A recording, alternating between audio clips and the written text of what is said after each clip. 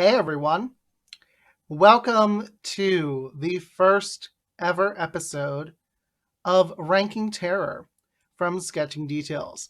I am your host, Robert J. Gannon. You can find me there on all social media. And we are going to reach the apex, the culmination of almost a year of work, 39 weeks to be specific, where I spent each week on Wednesdays at the Avocado reviewing episode by episode each entry in the entirety of Masters of Horror, which includes the unofficial third season, Fear Itself, which aired on NBC. If you don't know Masters of Horror, it was this wonderful anthology horror series from executive producer Mick Garris that aired on Showtime. Classic horror directors and new horror directors were invited to create hour-long horror short films on any topic they wanted. Season 1 was supposed to have like a loose theme of monsters. Season 2 got rid of the theme. And Season 3 aired as 42-minute episodes on NBC. This series had John Carpenter, Stuart Gordon, Joe Dante, some of the big heavy hitters in horror, as well as newer directors like Rob Schmidt, and directors who only ever made like one film before. They got Mary Herron, whose only real horror film was American Psycho. She wound up producing something absolutely terrifying. They got Takashi Miike to make an episode that was so extreme, Showtime banned it. It has never aired on TV in the United States. It's actually a major shifting point in the series, but we're not going into that. We are undergoing a monumental task today, which is ranking the episodes from best to worst.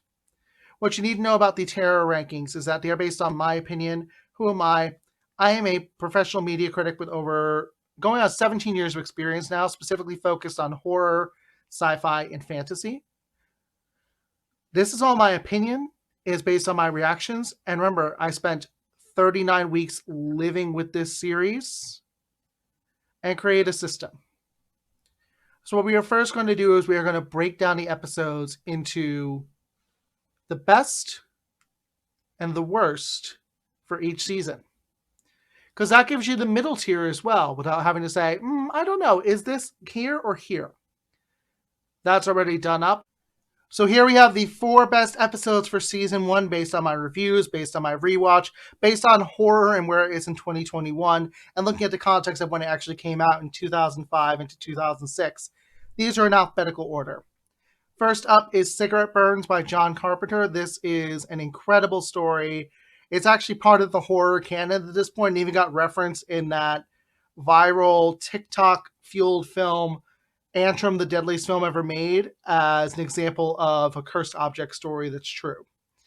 Imprint is that Takashi Miike episode. It is beautiful and brutal in equal measure. Read the content warnings, probably on my review. You can find them elsewhere as well, but I am very direct with those. Because if you can handle it, it is a must-watch horror film. Incident on North Mountain Road is from Don Coscarelli, who is the director behind the entirety of the Phantasm series, except Ravager, but he wrote that, and he was on set to help the new director, so he kind of directed it, but not really, as well as Bubba Hotep. Excellent action story, the best action story we have in the entire series. And Lucky McKee's Sick Girl. Lucky McKee said gay rights and cast Angela Bettis to play a role written by a man, for a man to play, and turned a monster transformation story in like a Monster of the Week X-Files campy episode way into a queer romantic horror film. So one of the more surprising aspects of rewatching Masters of Horror and Fear Itself for me, I remembered that season 2 took a lot of risks in the wake of Showtime censoring the series that said they'd never censor, you can do whatever you want and have fun. But the result is really uneven. Some of the texts are just strange to be strange and aren't particularly effective horror. So for season 2, there's 3 top episodes in alphabetical order. First, we have Rob Schmidt's Right to Die. He is a master of the paranormal thriller, and it shows here. This is the one about the husband and wife that get in a car crash. She winds up with full body burns that if she undergoes surgery may leave her unable to care for herself the rest of her life. But when she flatlines, her spirit is free to do whatever she wants to the people who've hurt her in life. The Screw 5 solution is Joe Dante's dream film that he wanted to make for decades. Masters of Horror gave him the opportunity. It is a dystopian story about a world where a strange virus is forcing men to first become religious fanatics, then murder anyone who doesn't present as a typical heterosexual male. First the women, then the gender nonconforming people, and age does not matter. Brutal and terrifying. Finally, Valerie on the Stairs is how they got Clive Barker to directly be involved in the series. He never directed his own episode, and his work was previously adapted with Hakel's Tale, but Valerie on the Stairs is an idea he had for years. And he watched Masters of Horror and wrote to his longtime friend Mick Garris, the show producer, and said, hey, I have this treatment for a film called Valerie on the Stairs. I think it'll work. And Mick Garris directed it.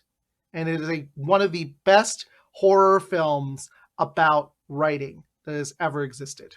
Finally, here are the top episodes for season 3, the unofficial third season, Fear Itself on NBC, which for all purposes for this video is season 3. First up, in alphabetical order, is Chance from thriller director John Dahl. This is a total wild card because if you read my review with the avocado, I said this is an excellent short film, but it is not a horror film. And at this point, I don't care. It is an excellent short film. Next is Community, which is Mary Harron's contribution. Mary Harron is the only woman who got to direct an episode in 39 episodes, which I want to be like, hey, 2005, how are we doing? Are we good? There were other women that could have directed episodes. I don't know if they weren't invited. We don't know who was invited and rejected, other than George A. Romero had to back out of directing Hakel's Tale at the last minute, which is why that episode is so wild. Imagine they gave a Clive Barker zombie story for the master of the American zombie film to make, and then he couldn't do the show. Anyway, Mary Harron's Community, really great. Couple moves into a new house, new neighborhood, and finds out all the dirty secrets horror film. Stupendous work. Eater is from Stuart Gordon. It is his strongest episode on the series, and it is about a cannibalistic serial killer brought into a police precinct where the only one stopping her from escaping is the rookie cop played by Elizabeth Moss, who is always a wonderful actor.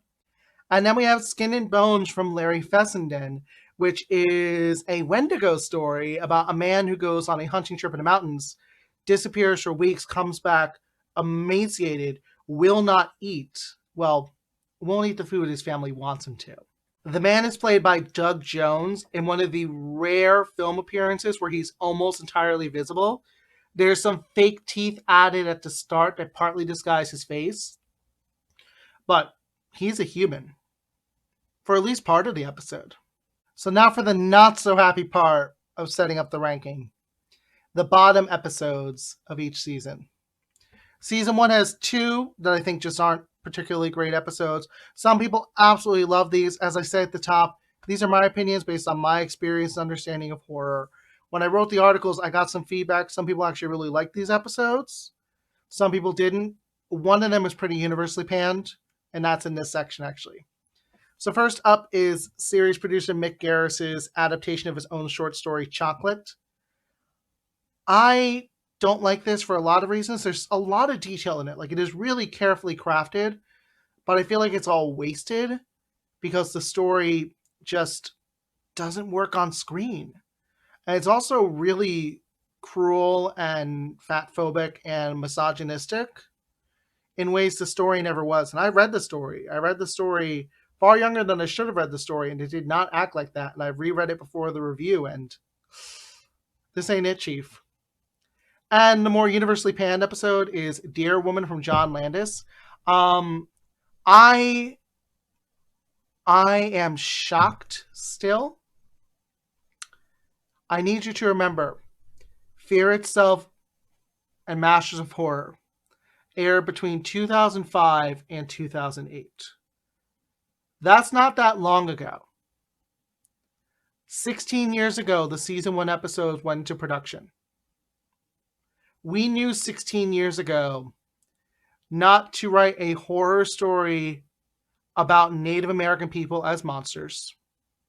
Not to write a horror story where the only Native characters actually played by Native actors are criminals and poker dealers at a casino. And we knew not to cast white actors as Native characters. It gets worse than that. Like, it is racist, it is xenophobic, it is homophobic, it is misogynistic. It is straight up racist at times. And it's all for haha, big broad laughs and references to an American werewolf in London. Only this time it's a woman who turns into a deer and tramples men to death. For fun, just for kicks. Because that's what Native American people do. They just murder. Or deal blackjack. Because those are the only characters that exist in the story. Unless you're the white savior who has to protect humanity from these awful, awful Native people that don't know how to behave. I'm moving on. I'm getting heated. Let's take a look at the 3 worst episodes of Season 2. Alphabetical order. First up, John Landis, sorry to say it. Family. Family is a great concept for a horror film that doesn't know what it actually wants to do. We find out immediately that the really nice, kind man who lives with his family in his idyllic little suburban home is actually a serial killer. His family is a bunch of skeletons he dipped by his acid into and pretends are alive. New neighbors roll in. The wife starts propositioning him for no reason. It spins its wheels for 52 minutes, and then we find out the twist ending that should have been the start of the 3rd act of the film. It's just really poorly structured. At least it's not racist and homophobic this time. So slight improvements, but it ain't great. Next up, Dario Argento's Pelts. So Dario Argento, really talented director. Actually a big fan of a lot of his work. Pelts is adapted from a really political horror short story commenting on the fur industry.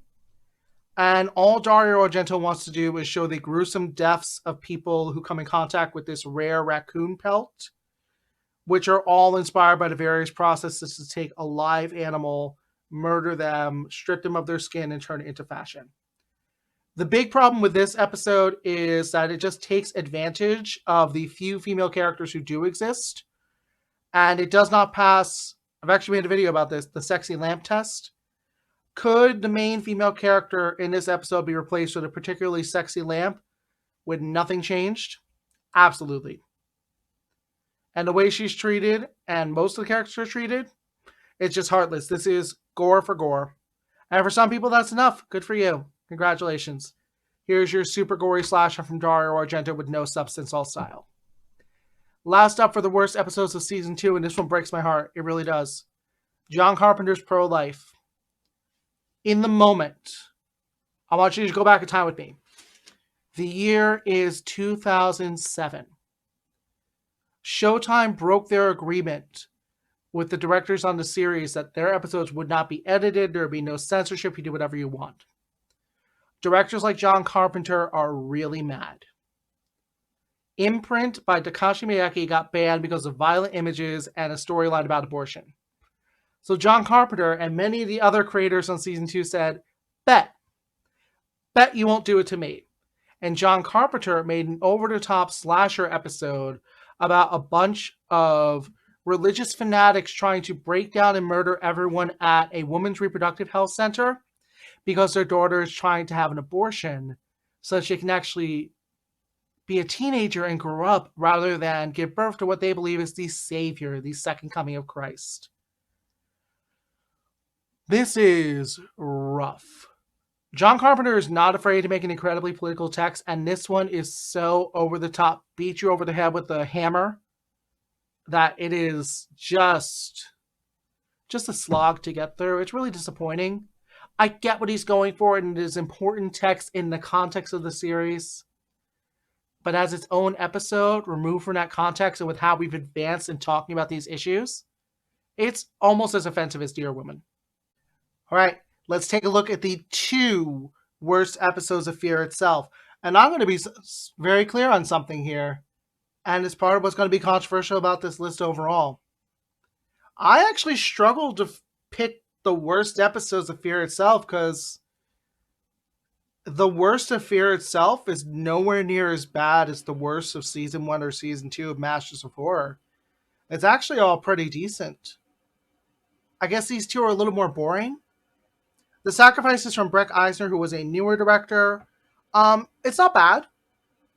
A bunch of criminals roll up to a remote house in the Canadian wilderness after a heist goes wrong. One of them is injured. The women who are there offer to help them, but then they start disappearing. Decent monster movie. Probably would have done better as a feature. There's not enough time to develop all the ideas.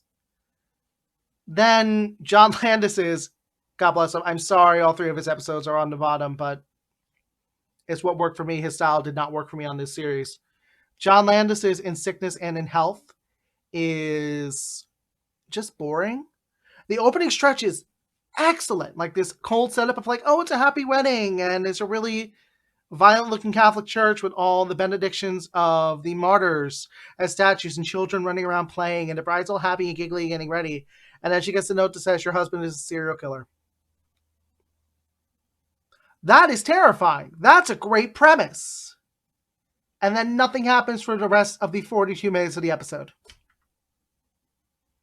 It's melancholia without the threat of the world ending. It is just depression. I live with that every day. That's not scary to me. Might be scary to you. Like I said, it's all subjective. So now that we know our tops and our bottoms, that leaves us with the middle, which is all the other episodes. And now we get into the ranking. So now that I determined the best and the worst in each season, which also gives us the mid-tier as well, I then went and organized each season from top to bottom. This is how I rank the season 1 episodes of Masters of Horror. We're going to go into a little detail about the episodes we haven't touched on yet, but mostly we're going to keep it moving. Best episodes, Imprint, I explained why before. Cigarette Burns is really good too. Incident on and off Mountain Road. Sick Girl. Those were our top 4 episodes. Number 5 is The Fair-Haired Child, which is one of the episodes that's forgotten, but I was absolutely delighted by. And the references to Ingmar Bergman and a bunch of other experimental fantasy, sci-fi, and horror films, and the story about a girl kidnapped to try and bring a boy back to life by his parents, who were professional musicians and are now kidnappers and sorcerers, is really well done. Number 6 is Hakel's Tale, which is based on the Clive Barker story. This is the zombie episode that Dario Argento was supposed to direct, and it wound up becoming like a BBC high-button period drama. It just happens to end with a zombie orgy. Fun. Dance of the Dead is Tobe Hooper's first episode of Masters of Horror. Just so you know, if you haven't realized it yet from the podcast and the website, Tobe Hooper is my favorite American horror director. He might be my favorite horror director of all time, and certainly one of my favorite directors of all time. I love Dance of the Dead. I think the ending is a little too messy to rank it higher, but believe me, if I could put aside like actual critical analysis, I'd put this near the top of the overall list. I love it. It's wild. It's great. Dreams in the Witch House is Stuart Gordon's first episode of the series, and it's ranked this low just because I know what Stuart Gordon can do with Lovecraft. This isn't his best work. It's good, it's not great. Speaking of good but not great, we have Jennifer from Dario Argento, which is terrifying. Don't get me wrong. Really well acted, very scary, great character design. Dario Argento insisted on using his newer, very dry, bland thriller style on this episode. So it's really serious and really upsetting when they start abusing this woman that can barely communicate, who's found almost murdered in the opening sequence of the film. And yeah, she can do some monstrous things. She's a human who's suffering.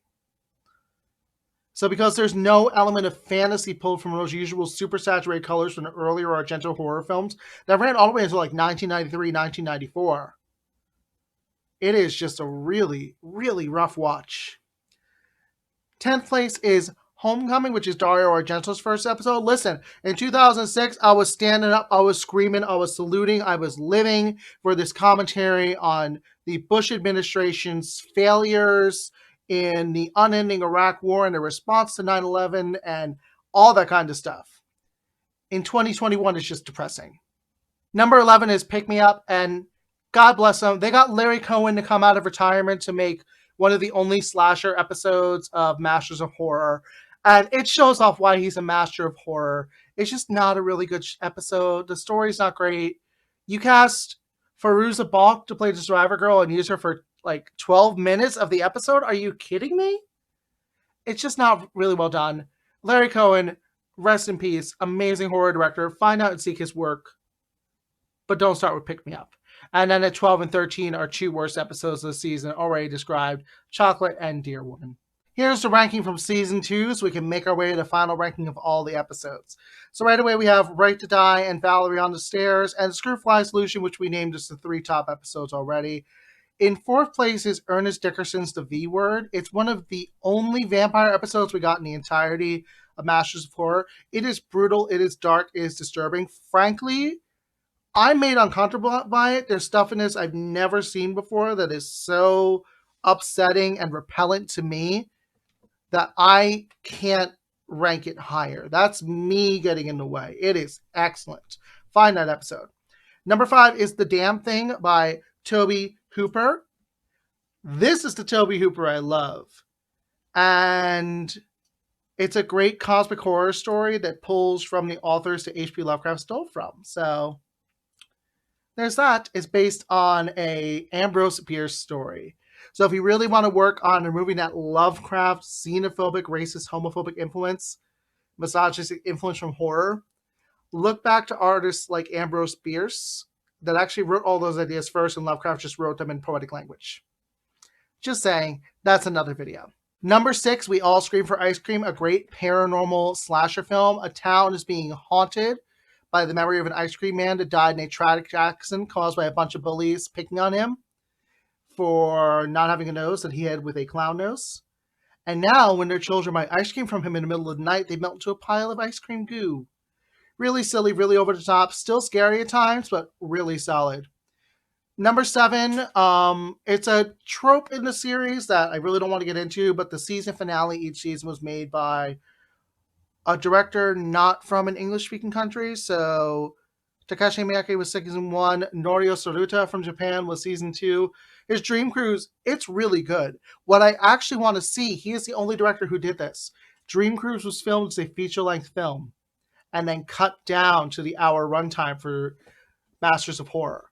I have not found a copy of the full-length cut, but I know it was released in some territories, and I'm really curious to see it, because the only reason it's ranked this low is that the episode jumps around a lot, and I know there's more of a build than what we get in it. It's really good, though. Number 8 is The Washingtonians, which I would say is the only episode that's safe for our whole family to watch. If you're okay with exploring a story about the founding fathers actually being cannibals that created a cable of cannibals that still runs this country today. It's silly. It's only as scary as like the original Witches from the early 90s. And it's a horror adventure story, which is not my favorite genre. That's the only reason it ranks this low. It's really good too. Sounds Like. I really liked Brad Anderson's Sounds Like when it debuted, but now that I've found more horror films that were made before and after that do this kind of descent into madness through overfixation on sensory perception, 5 senses, not extrasensory perception, I should say, it's okay. Number 10 is Stuart Gordon's The Black Cat. I actually liked this episode a lot more the second time. Like, I almost gave up on the entire series when this episode debuted in 2007. Like, I hated it.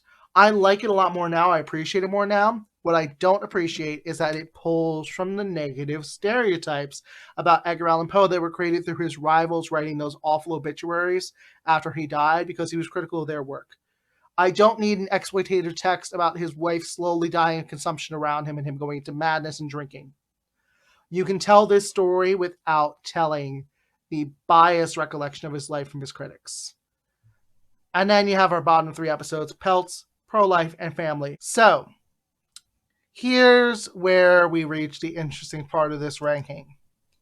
Season 1 and Season 2 of Masters of Horror are hour-long horror shorts. Season 3, aka Fear Itself, is a 42-minute short broken over commercial breaks because it aired on NBC in an hour time slot. So there's less content to look at, which makes it a harder thing to pull off. It's not quite the usual short length. Like the usual horror shorts, usually anywhere from like 5 to 20 minutes. This is 42 minutes, 40 to 42 minutes. An hour is a lot to work with. 42 minutes is not. But it's a lot more than you can tell a short story in. It's weird. It's a strange thing to deal with. And a lot of the issues with some of the lower ranking episodes are y'all didn't have enough time for this story. So our top 3, as you can expect, our top 4, excuse me, Our Community, then Chance, then Skin and Bones, then Eater. We announced those already. Number 5 is Ernest Dickerson's second episode on the series, Something with Bite. First time he did a very dark, gritty, serious vampire story. This time he did a silly werewolf story about a very gentle veterinarian who tries to save a big fur baby who comes in, and it turns out it's a werewolf that bites him, and now he's turning into a werewolf. And he has to learn from the vegan werewolves in the neighborhood how to survive. It's hilarious. I love it. It's only ranked this low because the effects budget was not there on season 3. This is straight up a Halloween mask and a lot of cuts with shadows. Number 6 is Family Man. This is a good horror story. It's a body swap horror story. A criminal who's going to be on death row and a really outstanding family man get into a car accident, wind up in the hospital, trade bodies when they both die on the operating table. The criminal really can't control his bloodlust too well, and the family man was seen at the hospital with the criminal, so they just assume for some reason this random nice guy is trying to save this man on death row. And no one believes they swap bodies. It's great. 7 is Rob Schmidt's The Spirit Box, which stars Anna Kendrick playing a high schooler when she was old enough to be in high school. 2 girls on Halloween night create a spirit box, a knockoff Ouija board, out of a greasy pizza box, and manage to contact one of their dead classmates. Everyone thought she died by suicide. Turns out she was murdered. And now they see her body everywhere and are trying to figure out who killed their classmate before that person can kill again. It's good. It has a few too many twists at the end. That's why it's ranked where it is. Like, the final twist is really well shot, but not necessary. 8 is Echoes. Echoes is interesting. Echoes would be a great piece of theater. It's very theatrical in its approach. A man moves into a new house with his girlfriend and starts having flashbacks and memories to a prior life. And it turns out everyone in his life was also in his life in the Roaring 20s when he was a gangster. It's a really cool play with form and time and character, and the acting is great. It's not scary. And I've seen this story told better before. That's why it's there. Spooked. Spooked is a private investigator who was a former cop who really botched a case. Like, he contaminated a crime scene so they couldn't actually get justice. Who gets hired to stake out a house and winds up being haunted by living graffiti that's trying to kill him. It's good. I don't remember a lot about it. Number 10 is New Year's Day. This was Darren Lynn Bousman's episode. Y'all, the first 37 minutes of this episode is a banger. It is amazing. It is great. The zombie apocalypse happened on New Year's Eve, and this girl became blackout drunk. She can't remember what happened last night, what happened, who did what to her. She's trying to figure all that out. And the zombies have come, so no one wants to help her because everyone's just trying to survive. And we get 37 minutes of a great film. And then we jump 40 minutes into the film and get the twist ending that there's no justification to build up for. Shucks. Number 11 is The Circle. This is another one I've seen told before, and it's been told much better before. A writer and his girlfriend, maybe it's his wife, they never even specify, that's how loose the episode is, go to a cabin in the woods so he can relax and unwind on Halloween when he's struggling to figure out what to write for his second novel, where he faces an intervention from his publisher, his agent, and the publisher's assistant. And they get delivered a mysterious manuscript with his name on it that starts coming true. It's I've seen it before. I've seen it before. I'll see it again. And there's nothing particularly remarkable about any of it. Bottom 2, we know what they are: The Sacrifice and In Sickness and in Health. And we have reached the final ranking. You can see it for yourself. I'm going to run through the list real quick. At the top, we have Imprint, which I think is one of the best horror films ever made. Cigarette Burns is number 2. It's earned its place in the canon. Number 3 is Mary Harron's Community, proving that maybe they should have tried to get more women involved in the series because they could tell scary stories just as well as the men. Number 4 is Rob Schmidt's Right to Die. I love a good paranormal thriller. Number 5 is Instant on Nova Mountain Road. After running through the entire Phantasm series as a recurring segment during my 31 Days of Horror challenge, I realized I'm a Don Coscarelli fan and have been for a very long time. 6 is Chance. It may be a thriller, but it is one of the top short films produced over all 3 seasons of this show. 7 is Sick Girl. I am a Lucky McKee fanboy, and he shouted gay rights and did it with a great, funny, silly, campy, over-the-top monster story, and I am all here for it. Let's reclaim it like we reclaimed Jennifer's Body, released around the same time. Number 8 is Valerie on the Stairs.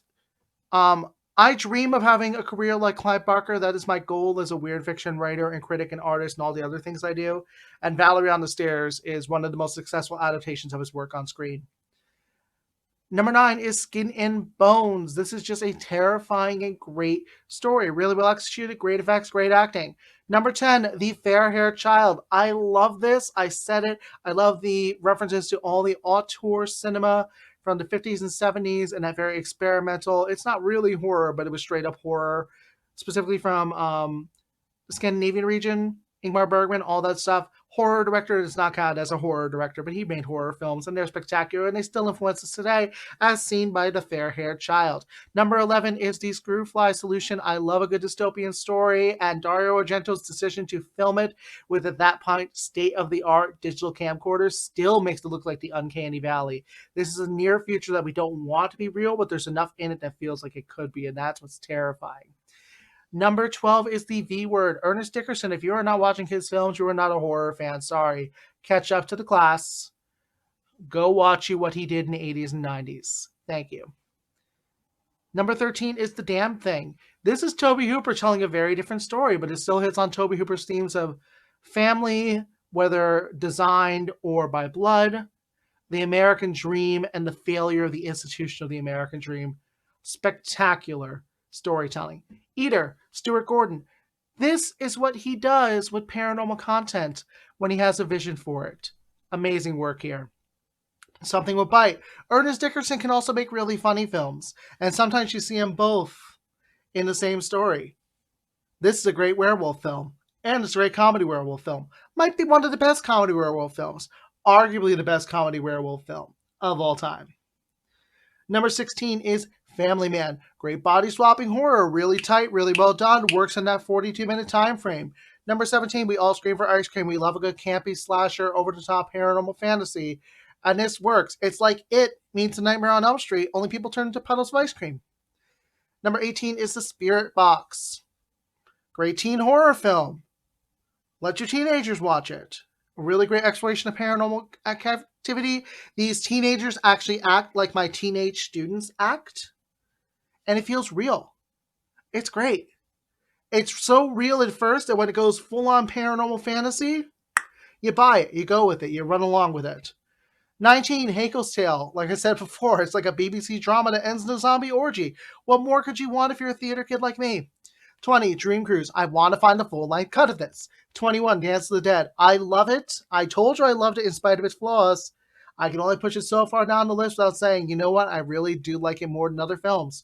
22, Dreams to Witch House. It's good. Stuart Gordon has done better. The Washingtonians. I'm not the biggest horror adventure fan. It is solid for what it is. Echoes. It's really fascinating to watch. It's not particularly scary. Spooked. I really don't remember a lot about it. I know it was made well and it didn't offend me. Jennifer. Could be higher on the list if there was something to distract from how violent and cruel the film treats the title character. Homecoming, number 27. It's just messy. We get this story on the daily news all the time. I don't need it in a horror film. And I don't think any of us anticipated some of those same military conflicts still happening so many years after this episode was made. It's actually just depressing to watch at this point. 28, New Year's Day. 38 minutes of a great film and then 4 minutes of why. 29, The Circle. It's been done before and better. 30, The Sacrifice.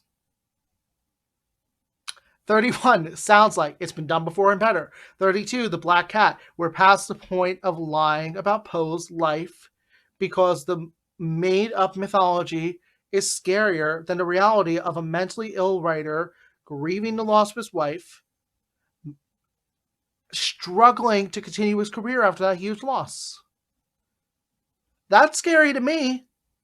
I'm a writer with OCD, depression, and PTSD, and I write from that perspective, and my stories are plenty scary without having to say, oh, did you know he got bit by a rabbit squirrel?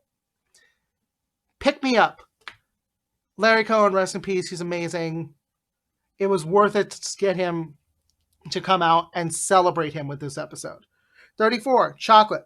Really well produced, technically sound episode that just misses the mark on substance. 35, In Sickness and in Health. It doesn't have enough. It's the opening stretch is better than the remaining 37 or 36 minutes after the credits scroll. Pelts. Dario Argento's better than this. Pro-Life. John Carpenter is definitely better than this. Family and Dear Woman. I question if John Landis is better than this. Want to leave you with 2 sets of fun facts. Now that I've added some points into it, 0 points for last place, 38 points for first place, because that last place film doesn't deserve rights. I can tell you, based on my ratings, my reviews, the ranked order of the seasons, and which directors who made more than one episode consistently produced the best work. So the first place season, the highest scoring, 261 points total, which comes out to a 20.1 point average, is season 1. It can't surprise anyone. There's so many good directors on this. It's where the series started. It was free. And even if you take imprint out, it still wins. Actually, no. That's the interesting thing.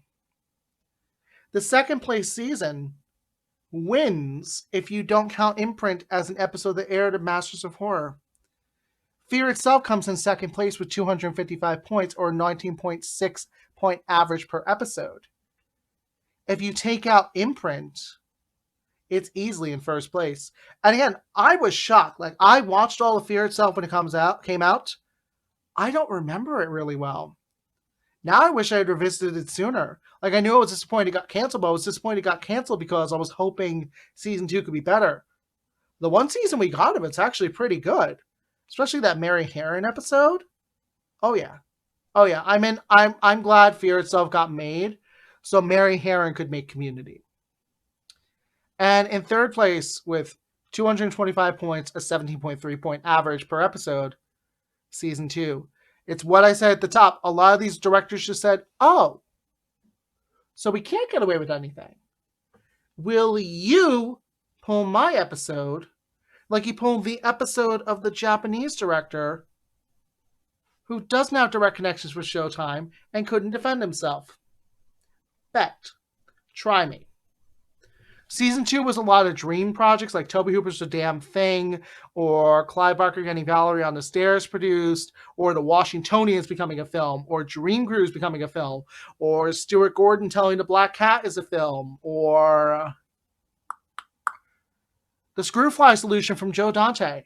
But it was also a lot of, oh, here's Pelts, here's Pro-Life, here's Family, here's We All Scream for Ice Cream. Here's the V word. How far can we take this?